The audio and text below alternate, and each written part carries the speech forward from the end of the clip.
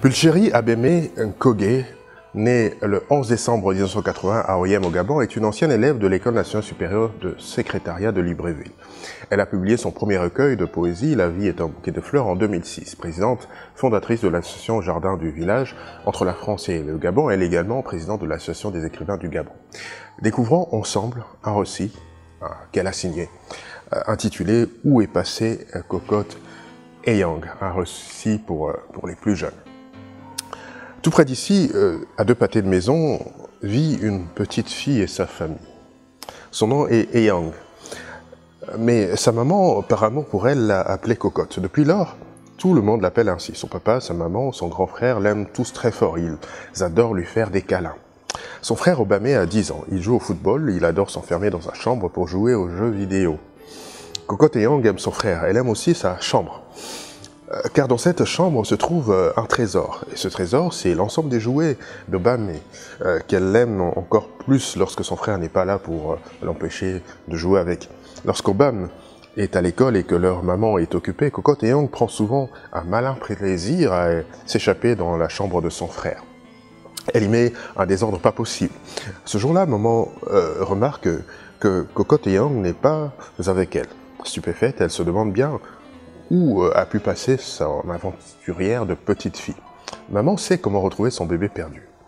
Elle entonne une de ses chansons qu'elle lui chante toujours quand elle lui donne un bain ou qu'elle l'aborde.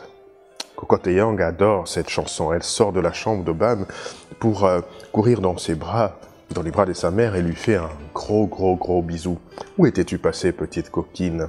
demande sa mère. « Tu n'as pas été dans la chambre d'Obam, mais touché à ses jouets. Il ne sera pas content en trouvant sa chambre pas rangée du tout. » Au même moment, la porte s'ouvre. Obamé rentre de l'école. « Bonjour maman, bonjour Cocotte, comment s'est passée votre journée ?»« La mienne a été très belle, et vous savez quoi, j'ai trop bien mangé à la cantine ce midi », raconte Obam à Cocotte et à sa maman. « Bon, je vous laisse, je vais dans ma chambre me changer avant de prendre mon goûter. » « Ta chambre a reçu une petite visite, Obam. Ne sois pas trop en colère contre ta petite sœur pour le désordre, avertit maman. « Tu n'es pas en train de me dire que Cocotte Eyang a touché une fois de plus à mes jouets, maman ?» demande Obam à sa mère. « Viens avec moi, Cocotte Eyang, tu vas ranger tout le désordre que tu as mis dans ma chambre, dit-il à sa sœur. Cocotte Eyang, comprenant qu'elle a fait une bêtise, se met à pleurer. Toutes les larmes de son corps, c'est sa façon de dire à son père qu'elle est désolée. Obam, attendri par les larmes de sa sœur, la prend dans ses bras pour la consoler. « Écoute, Cocotte Eyang, je ne suis pas fâché. Je veux juste que tu arrêtes de toucher à mes jouets. Je ne touche pas à tes poupées Barbie, moi. Arrête de pleurer et fais-moi un bisou, » lui dit Obam. Heureuse de voir que son frère lui pardonne, Cocotte sourit et fait un gros coucou à Obam.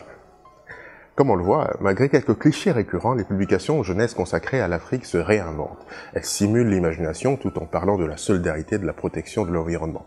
Il n'est donc jamais trop tôt pour plonger son nez dans les livres et ouvrir les yeux sur le monde qui nous entoure. En dépit des moments difficiles qu'il connaît, le secteur de l'édition africain continue de proposer une grande variété d'albums pour les tout-petits. L'Afrique, merveilleux réservoir d'histoire, est toujours présente d'une manière ou d'une autre dans la population. Rendez-vous au prochain numéro, Les Plumes Conscientes. Partagez la vidéo au maximum à vos contacts, invitez vos amis à s'abonner à notre chaîne Les Plumes Conscientes. Nous sommes également sur Instagram et sur Twitter, sur le même nom, Les Plumes Conscientes. Lisez, lisez encore et lisez toujours. La lecture est un régal pour l'âme et un délice pour l'esprit. Elle participe à notre accomplissement en tant qu'individu, mais aussi en tant que société. Au revoir.